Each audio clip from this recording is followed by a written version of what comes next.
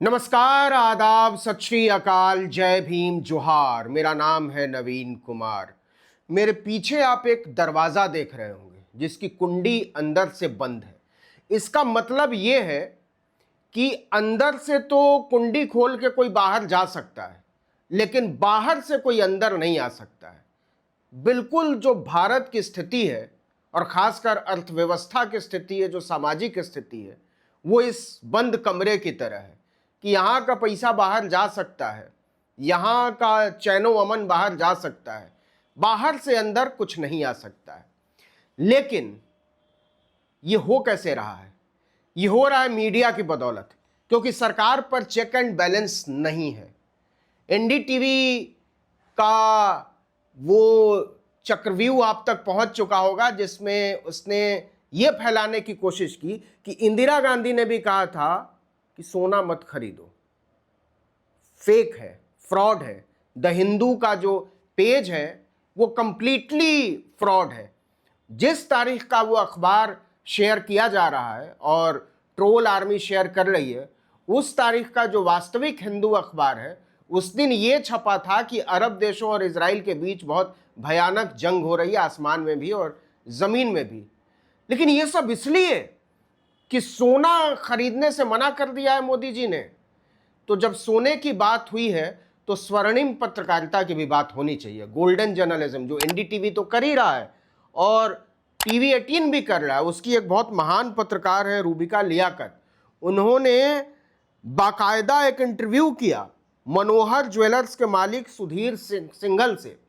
वो रोने लगे कि नहीं, जो कमाया यहीं से कमाया, नहीं बिकेगा सोना, कोई बात नहीं, नहीं कमाई होगी, नहीं कमाई होगी। तो आपसे एक अनुरोध है कि किसी का भी सोना खरीद लीजिएगा, मनोहर ज्वेलर्स का सोना मत खरीदिएगा। ये रिचार्ज तो जरूरी है। हाँ, है। आगे बोलने लगे सर। किसी भी व्यक्ति वो एक अपील कर रहे हैं हाँ। कि हमें सोना नहीं खरीदना चाहिए, मोदी जी की बात को मानना चाहिए। अब पूछिए क्यों? इसलिए मत खरीदिएगा कि मनोहर ज्वेलर्स के मालिक अगर सवाल पर रोने लग रहे हैं, तो अगर आप सोना खरीद लेंगे तो उनको दिल का दौरा पड़ सकता है, क्योंकि ये देश के विरोध में चला जाएगा। मोदी जी ने ये कहा है कि देश प्रेम है इस समय, सोना न खरीदना, विदेशी सामान न खरीदना, तेल कम खाना, तेल कम जलाना, ये सब जो है इस समय राष्ट्र प्रेम है। लेकिन एनडीटीवी ने ये क्यों किया, इसको समझने की ज़रूरत है। समझने की ज़रूरत इसलिए है कि एनडीटीवी को इस समय चला कौन रहा है? राहुल कंवल, वो उसके एडिटोरियल चीफ हैं। और राहुल कंवल पुराने आदमी हैं इस तरीके के फर्जीवाड़े के खबरों में। बहुत सारे मामले हैं, अगर आप वेबसाइट पर सर्च करेंगे, गूगल पर सर्च करेंगे, तो राहुल कंवल के कारनामे मिल जाएंगे, तब के जब वो इंडिया टुडे में भी हुआ करते थे। मैंने करीब से देखा है उनको।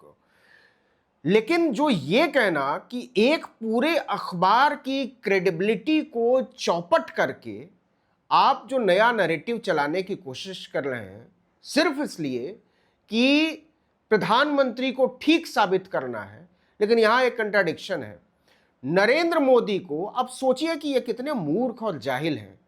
नरेंद्र मोदी को अगर इस पूरे चराचर पर और पूरे इतिहास में किसी से दिक्कत है तो नेहरू जी से दिक्कत है, इंदिरा गांधी से दिक्कत है। दिक्कत तो उनको महात्मा गांधी से भी होगी ही, भाई नाथूराम गोडसे वाली परिपाटी के लोगों को दिक्कत रहती है, लेकिन सबसे ज़्यादा इंदिरा गांधी से है और नेहरू जी से है। उन्होंने बाकायदा स्मृति दिवस आपातकाल की याद में मनाना शुरू कर दिया। तो इंदिरा गांधी से इतनी दिक्कत है, लेकिन इंदिरा गांधी ने सोना बेचने के लिए, न खरीदने के लिए कहा था, भले झूठी सही, लेकिन जाना है इंदिरा गांधी की शरण में, जाना है। ये बात बात पर जो भाजपा की ट्रोल आर्मी है वो ये निकालती है कि देखो मोदी जी पहली बार नहीं कह रहे हैं, ऐसा नेहरू जी ने भी कहा था, ऐसा इंदिरा गांधी ने भी कहा था, ऐसा राजीव गांधी ने भी कहा था, ऐसा फलां ने भी कहा था। तो ये महामानव टाइप के जो प्राणी हैं, वहां समस्या नहीं है। समस्या है कि जो लोग मीडिया हाउसेस जो ऐसे लोगों को फकीर बनाए घूम रहे हैं और लकीर के फकीर बनाए घूम रहे हैं, वहां ज़्यादा समस्या है। एनडीटीवी एक ब्रांड है, एक मीडिया घराना है, ये किसी एक व्यक्ति की बात नहीं है। एक मीडिया हाउस का असर बहुत बड़ा होता है। और ऐसा है नहीं कि केवल एक पोस्टर बनाकर आपने डाल दिया। इसका मतलब ये है कि आपकी रिसर्च टीम बहुत फालतू है, और अगर रिसर्च टीम फालतू नहीं है तो इसका मतलब ये है कि आप जानबूझकर फेक नैरेटिव चलाना चाहते हैं, और सिर्फ इसलिए चलाना चाहते हैं कि प्रधानमंत्री घिर गए हैं। प्रधानमंत्री बुरी तरह इसलिए घिर गए हैं कि इस देश के लोग दाने दाने को मोहताज होने वाले हैं। उन्होंने इसलिए नहीं कहा कि तेल कम खाओ कि आपकी सेहत पर उस पर असर पड़ेगा। उन्होंने कहा ना कि ये देश सेवा है और देह सेवा है। उन्होंने सीधे सीधे ये कहा कि आने वाले दिनों में जो कीमतें बढ़ेंगी उस पर हमारा कोई नियंत्रण नहीं रहेगा। वो सीधे सीधे ये कह रहे थे कि डीजल पेट्रोल की कीमतें बेतहाशा बढ़ने वाली, सिलेंडर की कीमतें हम लोग बार बार बता रहे हैं कि जिस तरीके से बढ़ाई गई हैं वो अपने आप में हाहाकारी है। खाने पीने की चीज़ें जिस तरीके से लगातार महंगी होती चली जा रही हैं, अभी आने वाला है महंगाई सूचकांक 3 महीने वाला, तो उसमें देख लीजिएगा खाने पीने की चीज़ों की हालत क्या होगी। लेकिन जब डीजल पेट्रोल की कीमतें बढ़ जाती हैं तो सारी चीज़ें महंगी हो जाती हैं, रोज़मर्रा की चीज़ें, और सबसे ज़्यादा उसमें पिसता है सबसे गरीब आदमी, जो रोज़ काम पर निकलता है, रोज़ खाना खाने के लिए कमाता है, और रोज़ सोचता है कि अगले दिन का रोज़गार उसके पास होगा कि नहीं।